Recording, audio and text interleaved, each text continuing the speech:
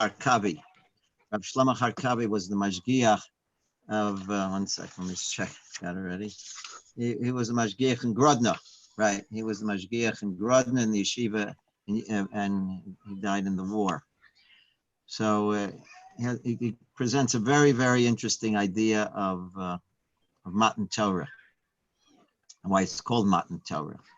So he quotes the Gemara here. It's the Gemara on Peleh Ches Amud Beis in Maseches Shabbos.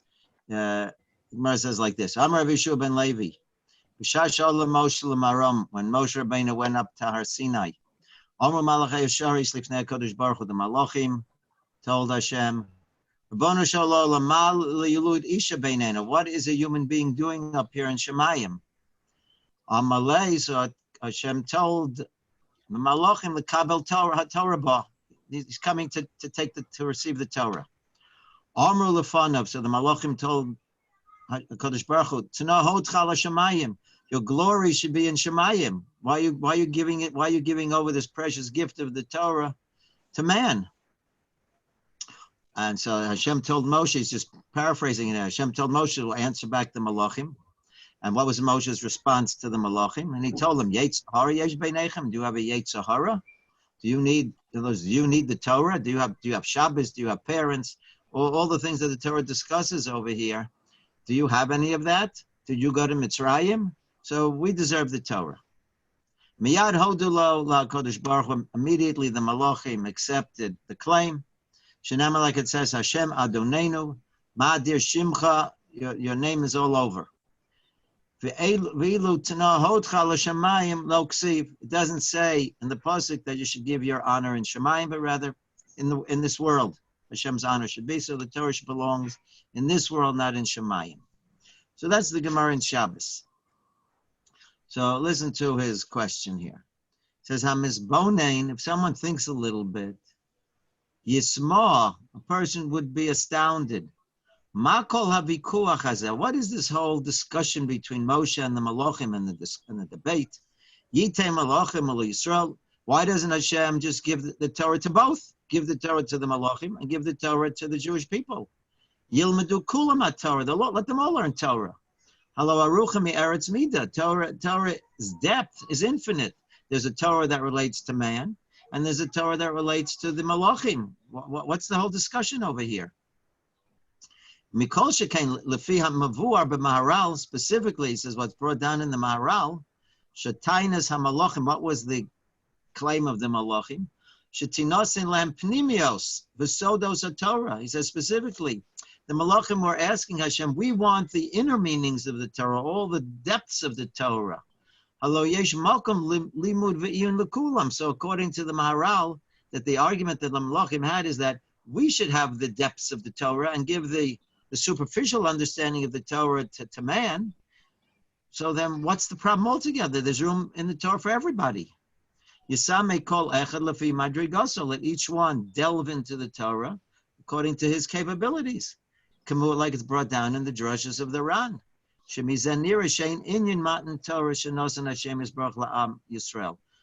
This isn't the idea of giving over the Torah to the Jewish people. The Torah was to teach us a derech in life.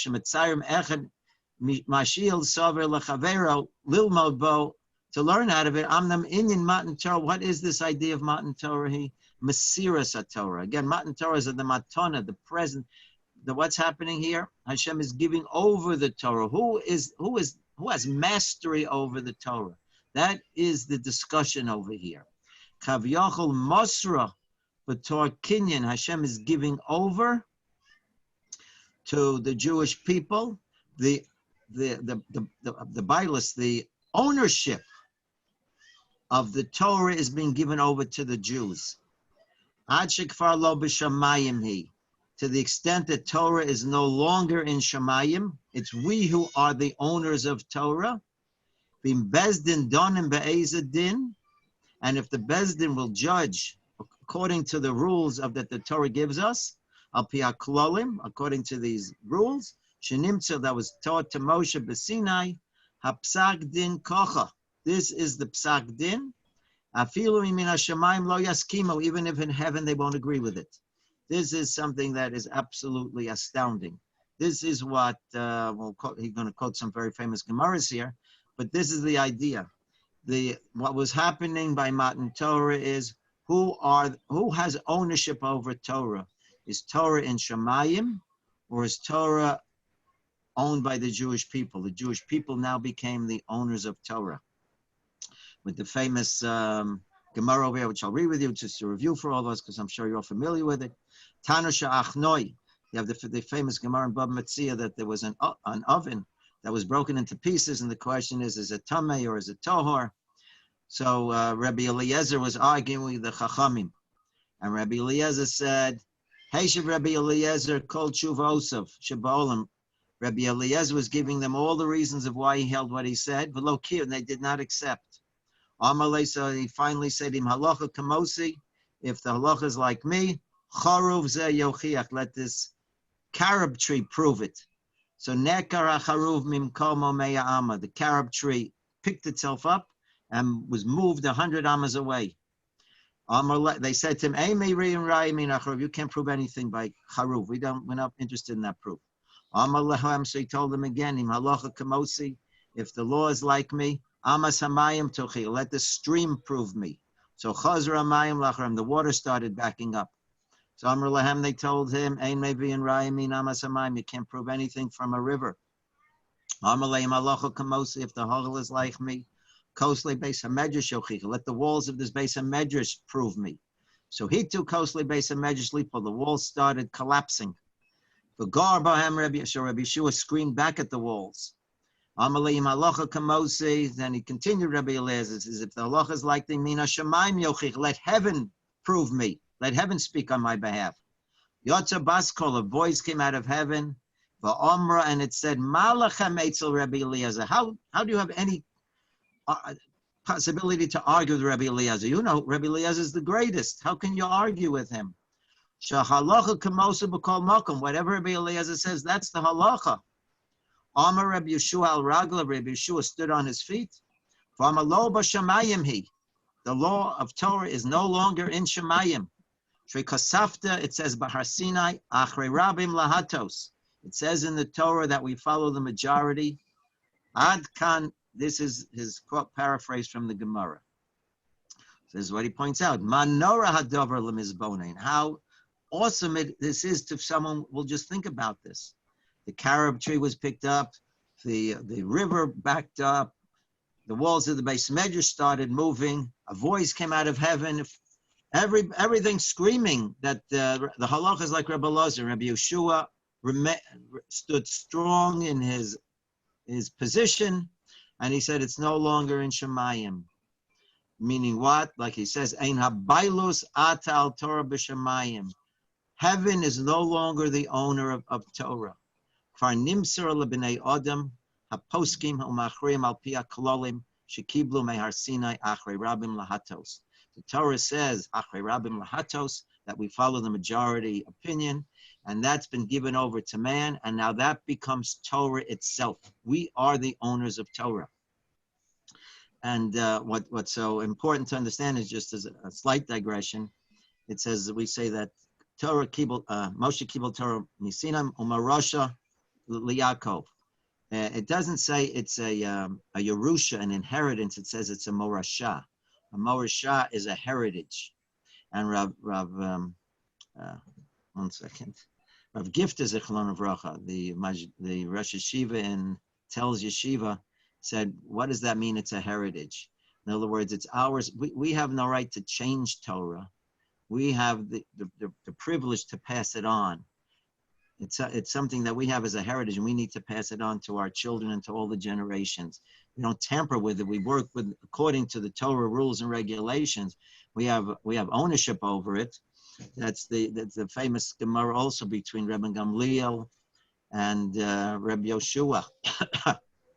Rabbi Gamliel, who was the Nasi, declared Rosh Hashanah on a certain day, and Rabbi Yoshua again disagreed with Rabbi Gamliel, and he had a different day, and he did. And Rabbi Gamliel told Rabbi Yoshua to come to him on the day that Rabbi Gamliel said was not Yom Kippur, and he told Rabbi Yoshua to come to him carrying his staff, and to come to him on the day that he thinks is Yom Kippur.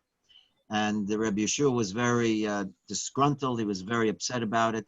And Rabbi Akiva told him, he said, listen, he said, we have a rule that when the Beis Din declares Rosh Chodesh, even if it's not the right day, but if the Beis Din declares it, the Torah was given over to them. They have the authority to declare Rosh Chodesh, and you have to follow their rules, whatever it may be. The Gemara goes so far, a very famous idea, that's brought down that if a person became 13 in the month of Adar, and then the Beis Din decided that they need to add an additional month, and they make another Adar, that the child is no longer 13. He reverts back. He reverts back to his child. In other words, from 13 you become an adult. And if the Beis Din adds on another month, then that child who was an adult now reverts back and becomes a child again. Physically, it affects the physical world. We have the Bailus over Torah. This is the idea over here. He gives just one more example over here. He says in the Gemara in Bava, also a very famous Gemara, there was a discussion in the yeshiva in Shemayim. It's a discussion about saras as to which one comes first. Does the white skin have to come first, or does the white hair come first? So HaKadosh Baruch Hu gave his opinion. He said it's Tor. And in Shemayim, they were saying, no, it's Tamei. If you can imagine such an idea. HaKadosh Baruch Hu said one opinion, and the Yeshiva and Shemayim said a different. So they said, well, who's going to prove what's correct? So Gemara said, we're going to ask what Rabbi Bar Nachmani says. Let's see what Rabbi holds. He'll decide what the psak was. So the Gemara goes, right? And the Gemara goes to Rabbi Bar Nachmani, and it was specifically while he was alive. Because then he is what? He is the owner of Torah. He's the owner of Torah. Therefore, Lomar, when he said it's Torah, it's Torah. Right? He said that Kinicha Nafshay, as he was dying, he said Torah. The Gemara says, Kodem Yetzias HaNefesh. Why? Before his soul departed, while he was still in this world, he declared it's Torah, so he was still the owner of Torah. So we see over, even if HaKadosh Baruch Hu is having a discussion in Shemayim, what's the din? So they said that it's we follow what Rabbi Bar Nachmani says. This is what's happening over here. And he continues, he says, Lo raka Torah levadan nimser lelomdei Torah. He said it's not only to the great Talmidei Chachamim who are the owners of Torah, hamashuberes leTorah, nimser al yedei zeh lachachmei haTorah. It's been given over to all the Chachamim of Torah, to everyone, to every single Jew. They are the ones who have the Torah on it. So Matana Zu, this present of Matan Torah, this present that we're getting, Matan Torah, is Nitna L'Klal Yisrael. This has been given to the Jewish people as a whole. And this is something that we have to think about and appreciate. How this is the precious gift that HaKadosh Baruch Hu has given us, that which controls all of creation, the Torah, which is the representation of Hashem.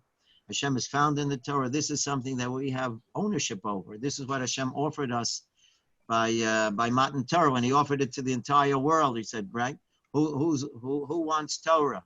So all the nations of the world rejected it, and we accepted it. Just one quick idea. So when the nations of the world, he asked them, he said, well, they said, what does it say in it? So one of it was that you can't murder. She says, well, we can't accept that. So the question that's asked is, forget the Torah. It's already in the Sheva Mitzvahs B'nai Noach. A non-Jew isn't allowed to do it anyway. So he says, what do you mean that they said we don't want it? You're forced in it, whether it's one of the Sheva Mitzvahs B'nai Noach. It's not a question of Torah. So an understanding is that what? They said, we're talking about murder from a Jewish perspective, from a Torah perspective. What is a Torah perspective? A Torah perspective is that if you embarrass somebody, that is tantamount to murder.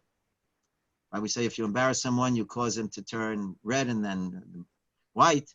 It's in Shemayim, it's considered as if you murdered him. That's the type of Torah that we were talking about over here. That even though it might not be actual murder, but it's tantamount to it. So on that level, the non-Jewish world was not ready to accept such a thing. And that's why just 1 second. Let me see how much time we have. Yeah, we have time. Good. One other just a very fascinating idea also when it came to kibbut avayim, let's say. So the Gemara comes up. The Gemara wants to know to what extent does one need to go out for kibbut avayim. So Gemara quotes the very famous story, which you're all familiar with again, that by Dama ben Nesina, that he was a non-Jew, and the Chachamim were looking for the one of the stones from the Kohen Gadol's Choshen was missing, and they needed the stone. And his father, and the Dama ben Nesina's father, had the key to the chest. They were jewelers, obviously, whatever, and they were going to, the Chachamim wanted to buy the jewel from him, but since his father was sleeping, he didn't wake him up.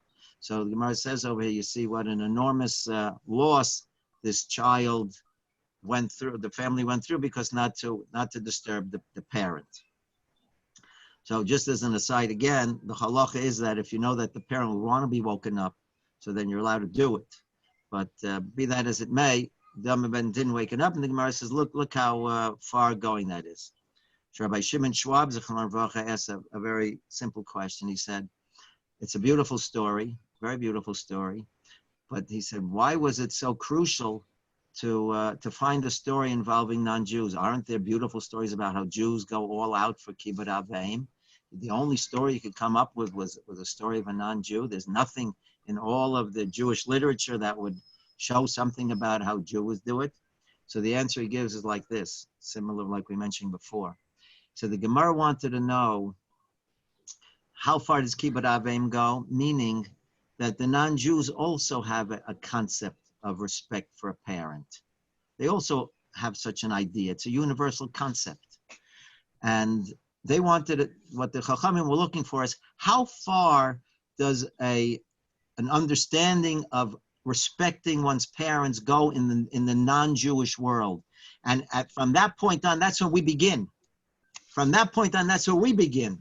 There's anything that's understood in the non-Jewish world as logical and sensible, that's not our response. We have to go above and beyond that. And that's why they were looking to see how far does the sensible understanding of kibbut avayim go, and above and beyond that, that's our responsibility.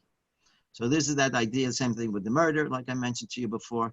This is the opportunities that Torah gives us. It raises our level of a sensitivity and a perfection of our neshamas to be able to connect to Hashem on such a high level.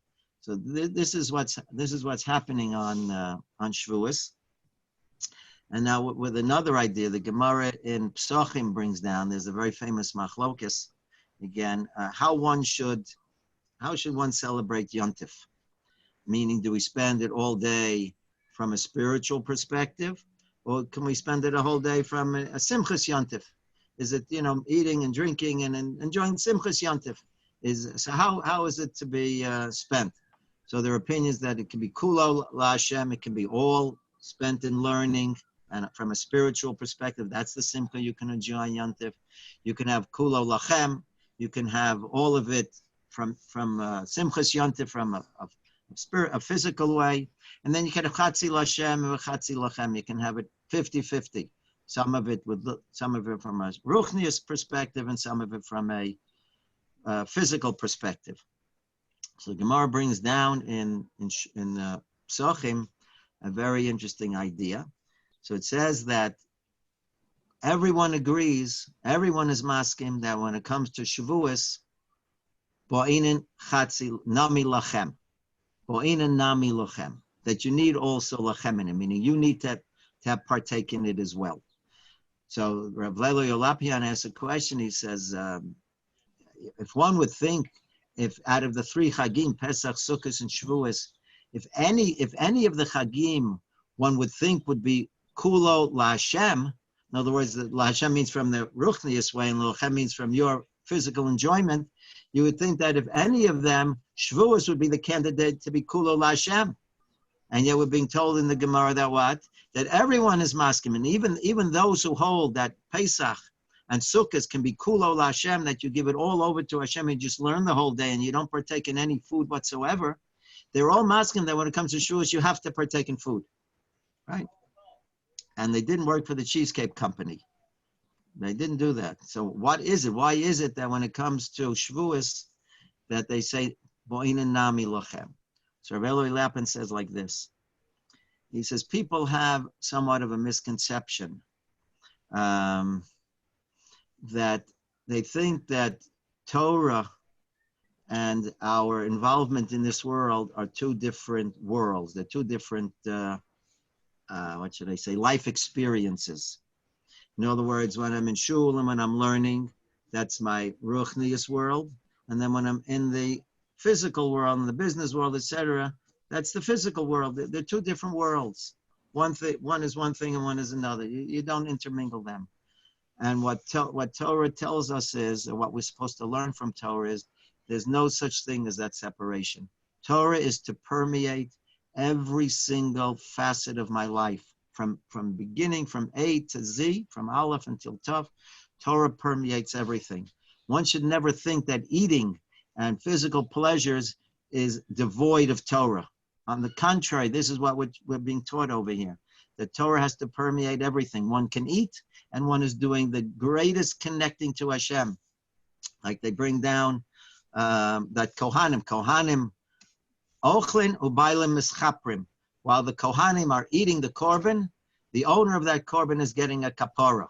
So we see that the eating of a korban is becoming a mitzvah.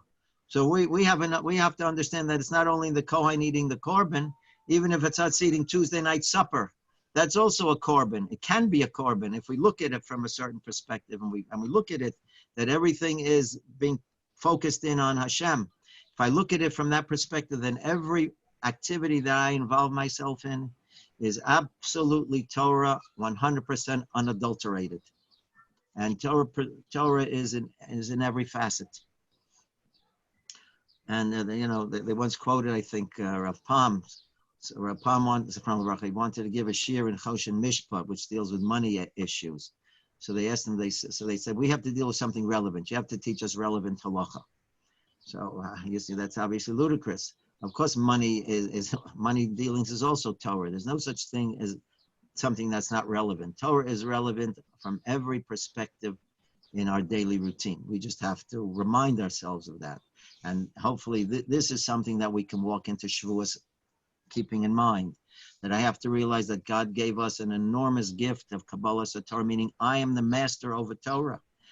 God gave us the Torah that the Malachim pleaded for. He said, no, it's your now.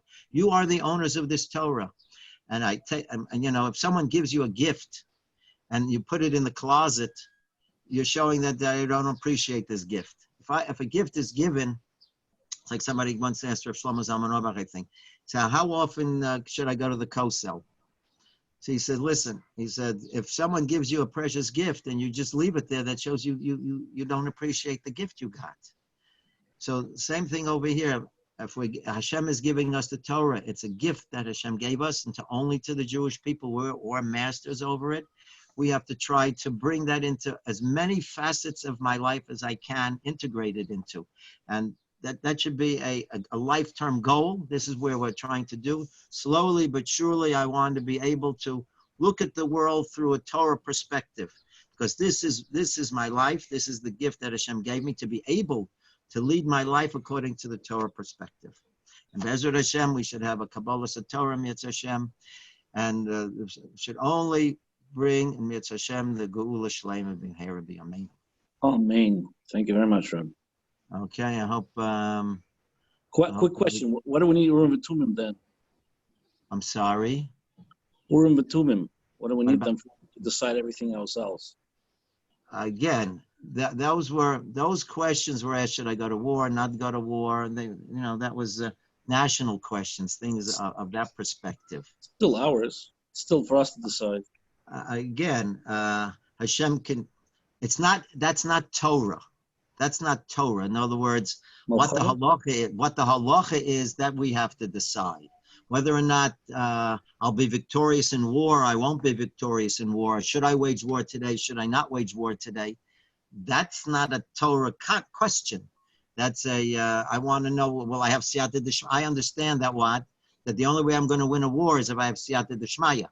So I can ask the Yom Batum, will we have siyata d'shmaya if we got to fight this battle? If I won't, so then I'm not going to go. But that's not defining the Torah and halacha. That's not a halachic question. That is like I say, a national question, things of that nature. So that I have a right to ask. Then we had the right to ask the Kohen Gadol would connect and get the Yom Batum to tell you what to do. Even though Eli used it to find out if Chana was drunk or not for personal halachic reason, because it's That also to wasn't be true. drunk in the base I of don't know Mikdash. if it was halacha. In other words, he claimed that he said, "What are you doing here? You're not." But he used the word Tumim. Okay, I understand. Right? Okay, very good. Okay, everyone. So have a wonderful Yontif, and Bezrat Hashem, we will resume 2 on days, Sunday. Mitzvah 2 Hashem. days for you, like for us. This year we're all doing the same. 2 Right. days. Right. Yeah, correct. But you're missing out on Shabbos, your parsha. You're behind the parsha. Yeah. Okay, very good. Rabbi, Okay, thank you very all the much, best. and have a great Yom Tov. Thank you. Have a wonderful Yontif, everyone, and Mitzvah Hashem, we'll pick up on Sunday. Bezrat Hashem. Take care.